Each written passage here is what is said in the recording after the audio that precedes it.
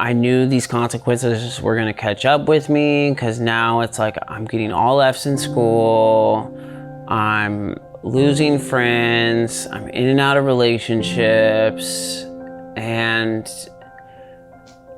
as much as I would try and wanted to stop and wanted to go about things differently, at that point already at 14, I was in way too deep. I'm Scotty Roberts. I do admissions and business development here at Monarch Recovery, and this is my addiction story.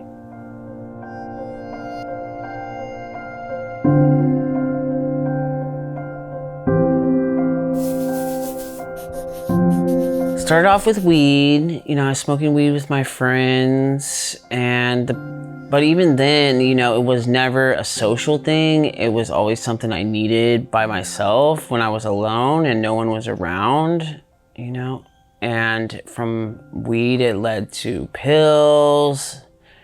And then from pills, it escalated into heroin and meth. What kind of pills were you taking? Xanax. I started with Vicodin, then it went to Narcos, and then it went to Dilatos, and then Oxycontin.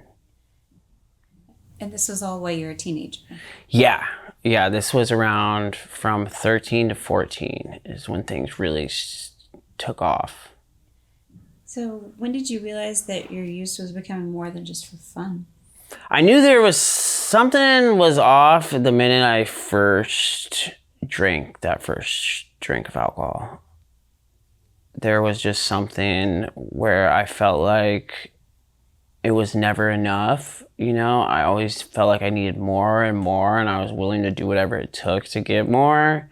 So right off the bat, there felt like something was off. So you felt that you had an addiction from the start? Yeah, from the start. And looking back, even before that, I didn't know what it was inside of me, but I felt like there was something wrong. So how did your addiction affect your relationship with your friends, your family? I started pushing people away, and I started having behavioral issues, and I found a new group of friends, and my childhood friends I grew up with started to go their separate ways. And I started kind of hanging around the troublemakers, you would say. And then from there, I was 14 and I got shipped away to, it was wilderness therapy in Duluth, Minnesota. Tell me about that. I was the youngest kid there. It's called Outward Bound. And I had my nice cushy life in Ojai, California, and now all of a sudden I'm getting shipped to the middle of nowhere in the wilderness, in the boundary waters in between Minnesota and Canada. And now I had to survive out there in the woods for 30 days. There's no shower, there's no toilet paper. There was just me and 8 other troubled teenagers and 2 staff. And we had to survive out there for a month. And it was one of the hardest things I've ever done, but, it really taught me to man up. How did that change you when you came back to Ojai? Really what changed is I went in there just with alcohol and maybe a weed problem, and I left there with a whole different outlook on drugs.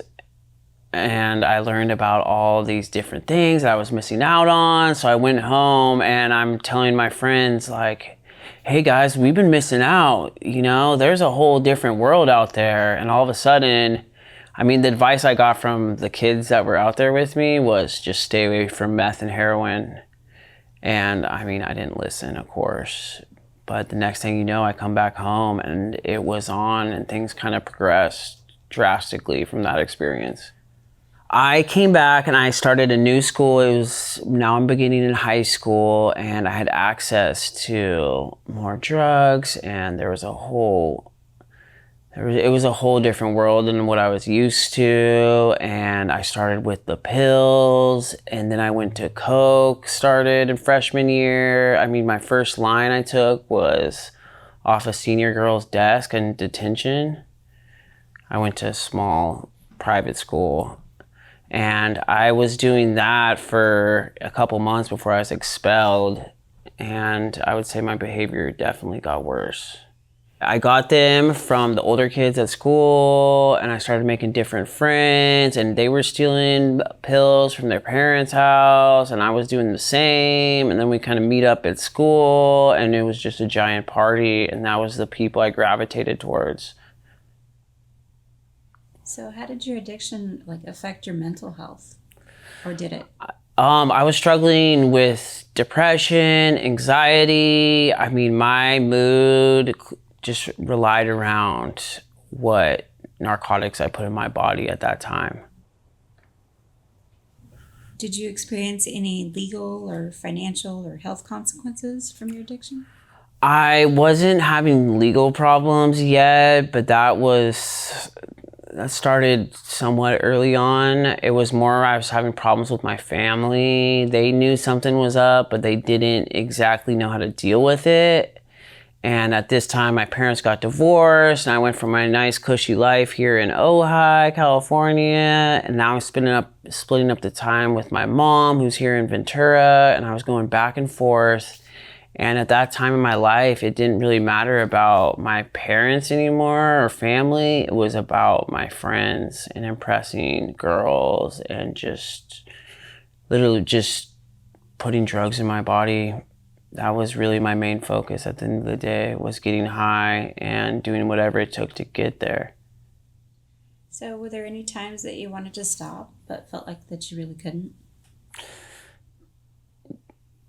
Yeah, I felt like I knew these consequences were gonna catch up with me, because now it's like I'm getting all F's in school, I'm losing friends, I'm in and out of relationships, and as much as I would try and wanted to stop and wanted to go about things differently, at that point already at 14, I was in way too deep.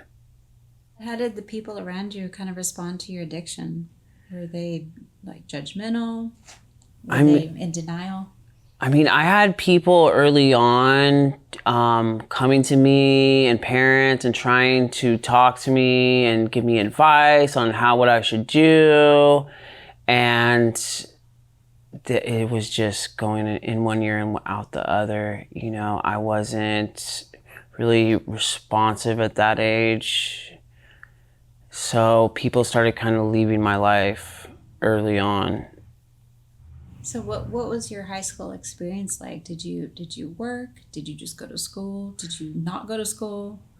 I went to 3 different high schools. I started off at a private school. I got expelled from there pretty early on, and then I went to public school in Ojai, and for once it felt like, okay, maybe things were going to be better, because I was around my old friends again.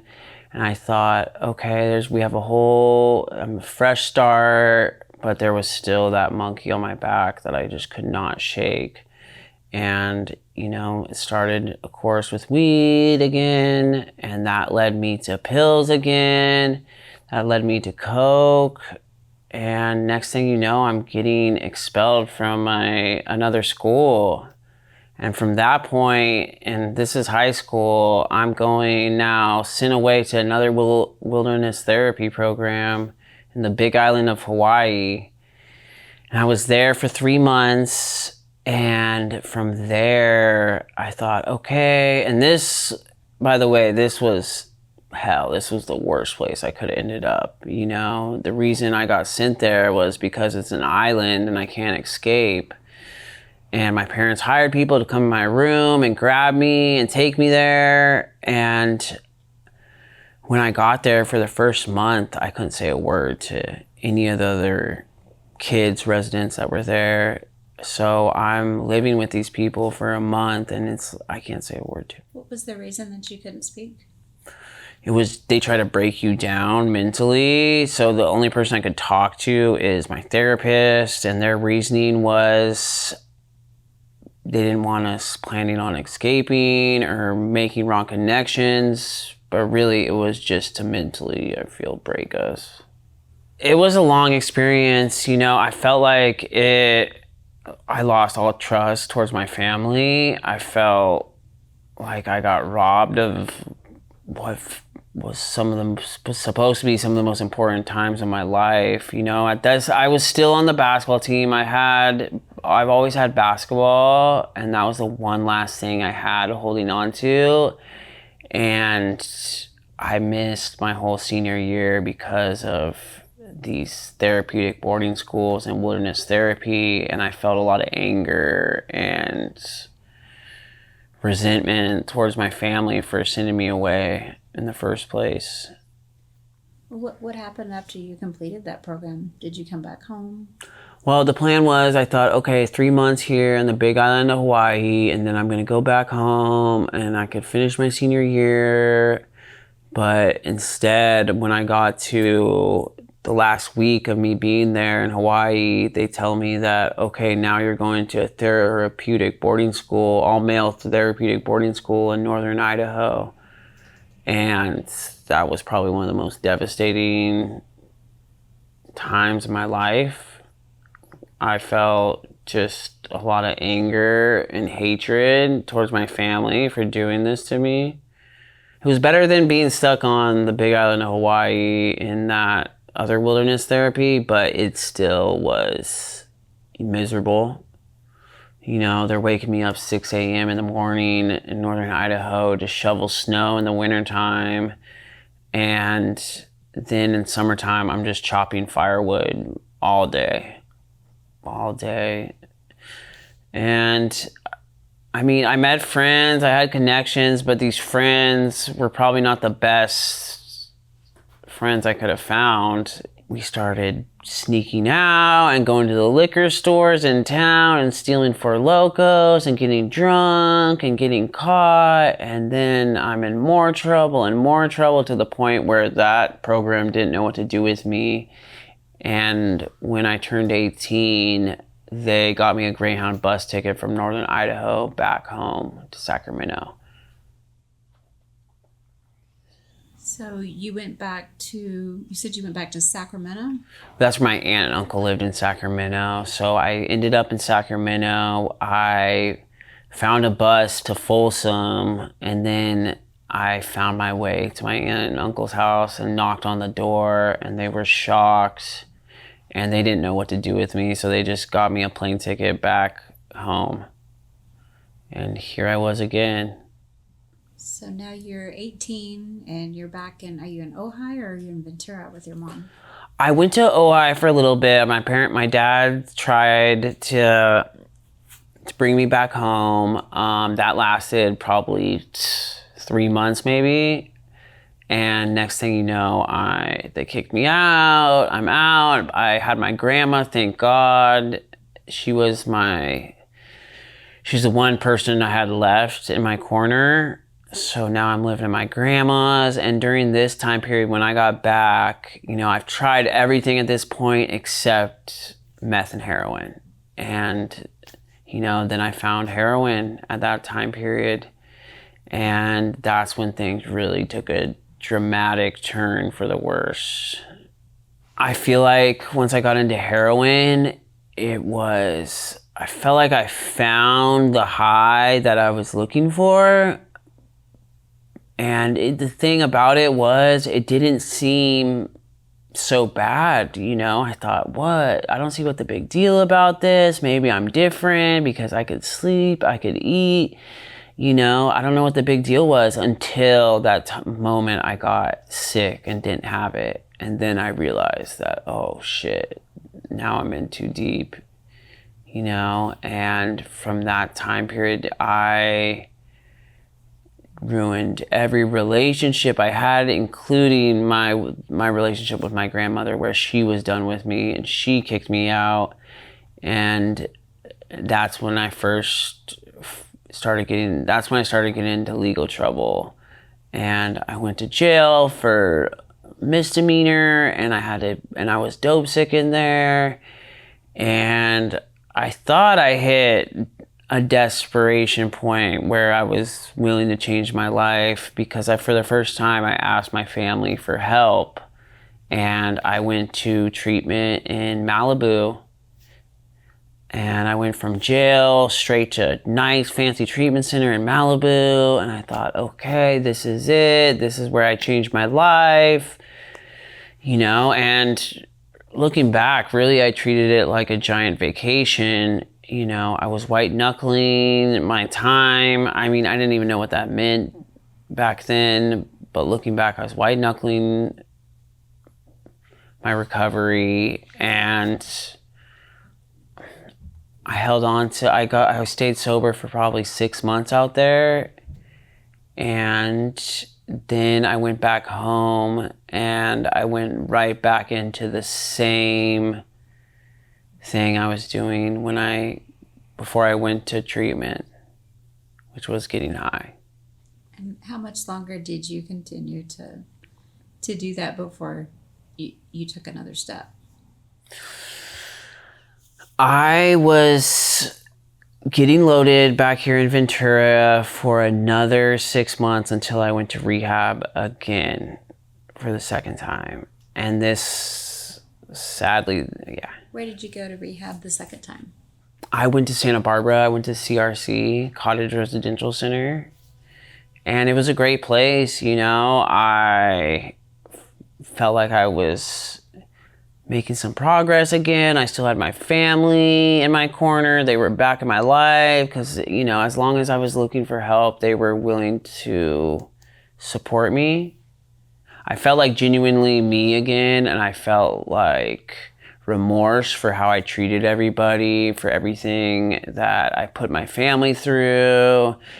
And if it was really nice to have my family back again, it was, and things would be hopeful for a while, and sadly I would slip right back into the same pattern, and it's like my family would have me back again, and then I'd go right back to where I started, and this would just keep happening.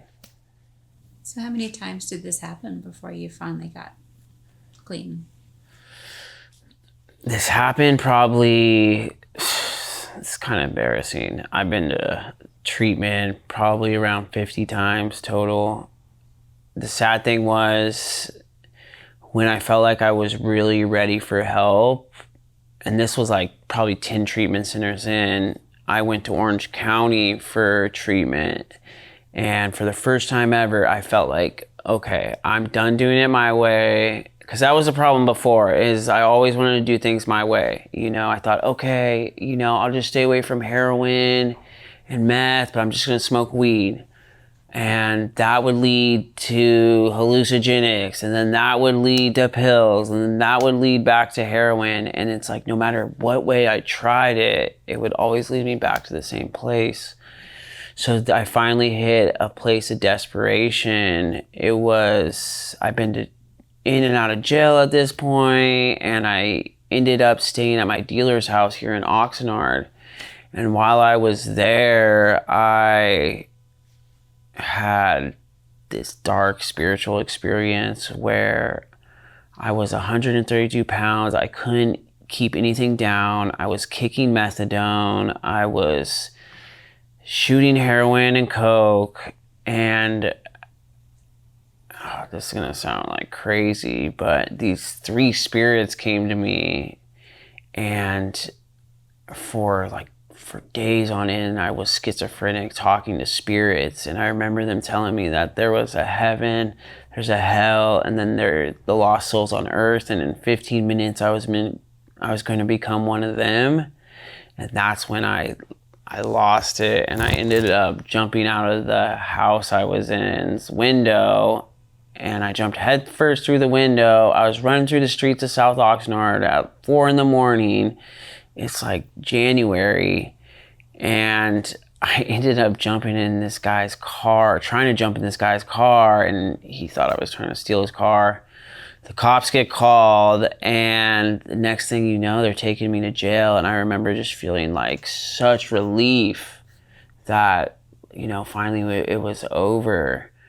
And from there was the first time I really felt like I was taking things seriously. And I went to treatment in Orange County, and I was willing to do whatever it took. I felt like I got another chance at life, and I stayed sober for 6 months. And I wish I could tell you this was the part of the story where everything changed and now here I am and I have this whole new life.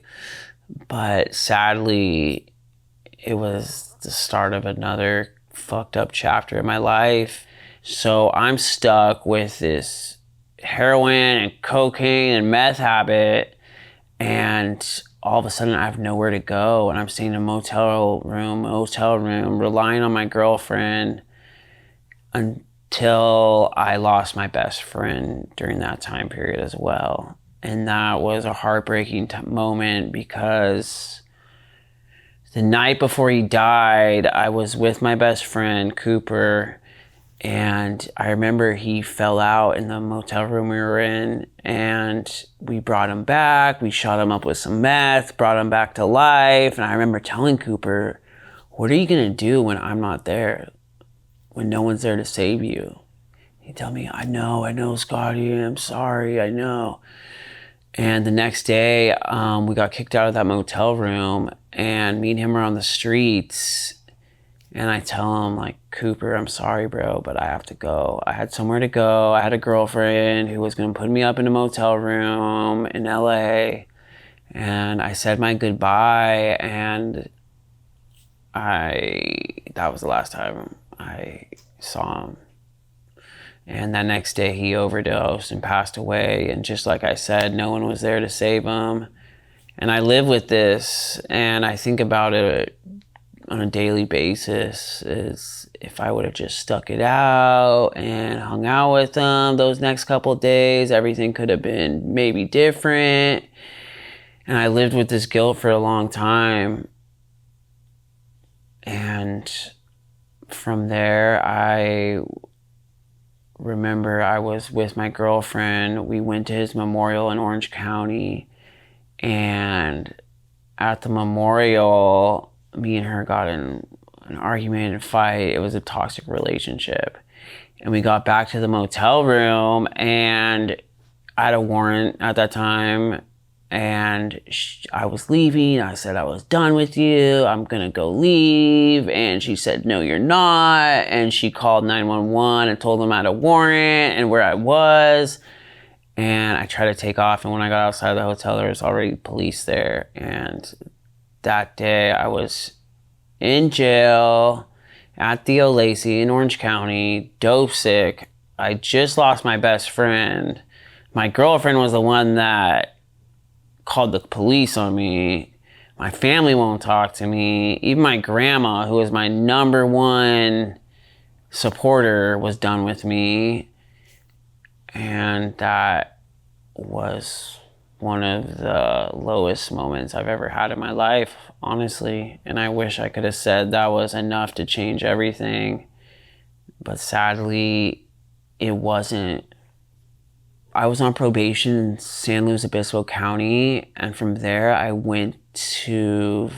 stayed in Orange County Jail for a month, and then I went to San Luis Obispo County Jail for 8 months. And that was honestly the freest I felt in a long time, actually. Those 8 months, I got my GED. I was at the honor farm, so it was pretty low level. I got the part of these AEP classes. I accomplished more in those 8 months than I had for the last 10 years. And I wasn't strung out on heroin anymore. So it was a really actually freeing time in my life. What did you do once you got out of jail? I went back to Santa Barbara. I started school at SBCC. I got a little money for being in school, and I was able to rent a place. And I thought, okay, this is it. Everything's gonna be fine. I'm gonna just stick with these college kids. I'm gonna just do what they do. And I'm just gonna party like a regular college kid, I thought. But that is not what ended up happening, sadly. And I went to a darker place for a little bit until I hit another point of desperation. I turned myself into rehab again, into a medical facility. And was this a facility in Santa Barbara? yes. So I went to this facility in Santa Barbara, and I felt like I've been so selfish and self-centered my whole life that now it's not about me anymore, and I have a kid to look out for and try to support. So I tried to step up, and I did. For the first time, I did everything that was asked for me. And at this point, what was different from the other points of desperation is I found AA. And I had always been really closed off to AA, and I never thought it'd work for someone like me. I thought I was different and this exception and all of that. But for the first time, it felt like something was actually working in my life, and I really gave it a shot, and I got a sponsor, and I started working steps, and my life started changing drastically.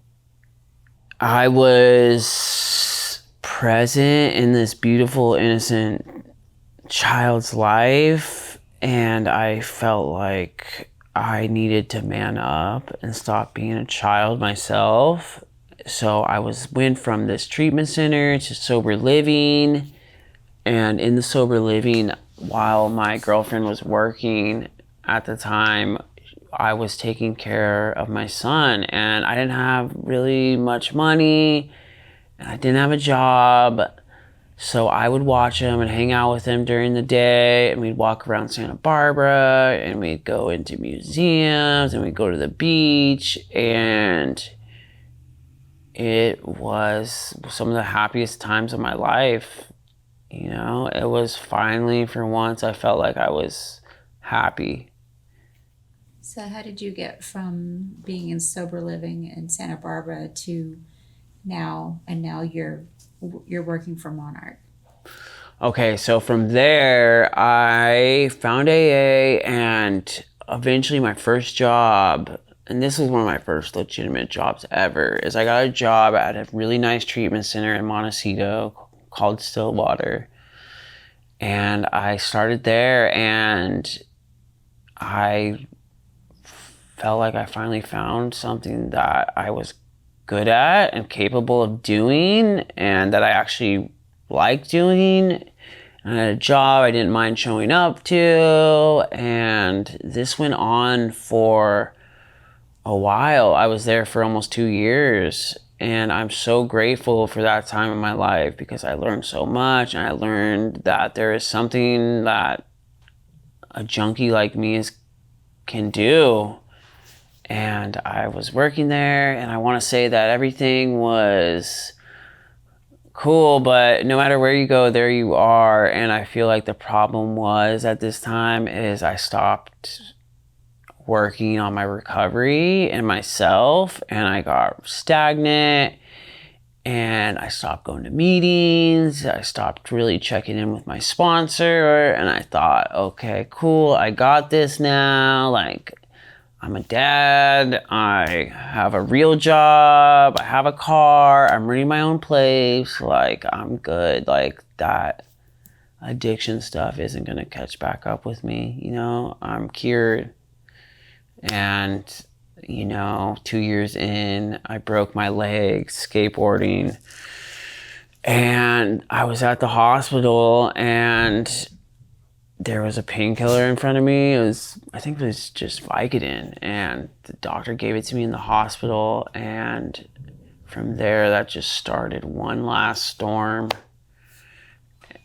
And I took that medication, got prescribed the other medication, and one thing led to another, and I started taking a little extra.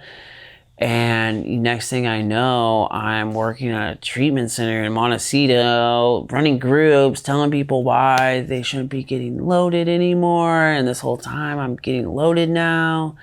And one pill led to another pill, led to another pill, led to another pill. And next thing you know, I'm taking like 5 different pills a day, smoking weed again, you know, and I'm ended up losing the job. I almost lost my place. Oh, Christian. You want to be on camera? You're good, bro. But So I ended up losing my job. I lost my job. My family found out. My girlfriend, who I was living with, found out. My son's mom. I hit another point of desperation, but this is the part of the story where I ended up moving to Ventura, so I had no job. You know, I'm trying to take care of my son during the day, and I'm trying to do this and try to pretend that I can still be a functioning addict / dad. But the reality is I was not present, and I feel really guilty about that time in my life because, you know, I was in no shape to be taking care of my son, but I still tried, and I'm really ashamed of myself for this, but I was trying to get loaded and be a dad at the same time, and it wasn't working out, you know, and eventually I didn't know what to do. So this is back when I lost my job in Santa Barbara. I was getting high. Actually, it was before I lost my job. My best friend, I should say, Justin, ended up passing away. And he was here at Monarch. And it was sad because I blame myself for leading him into heroin. I was the first person he did heroin with. And he ended up overdosing from fentanyl. And I felt a lot of guilt for that because I felt like if he would have never tried heroin with me to begin with, maybe he still would have been here today. So I took it hard, and during this time I broke my leg skateboarding, and I was still working on treatment, and all of a sudden I started getting prescribed painkillers, and one pill led to another pill, led to another pill, led to another pill, and all of a sudden I'm taking 5 different pills, showing up to work at a treatment center, telling people how to stay sober, and it was only a matter of time before it caught up with me. And I lost my job, and so again, I'm in this situation where I lost my best friend, I lost my job, I'm getting loaded, and I'm trying to be a dad. And from there, I was living here in Ventura, and I didn't know what to do, you know? So I reached out to my best friend, Justin. How do I say? During this period is when I met Sean. And this is when I reached out to Sean.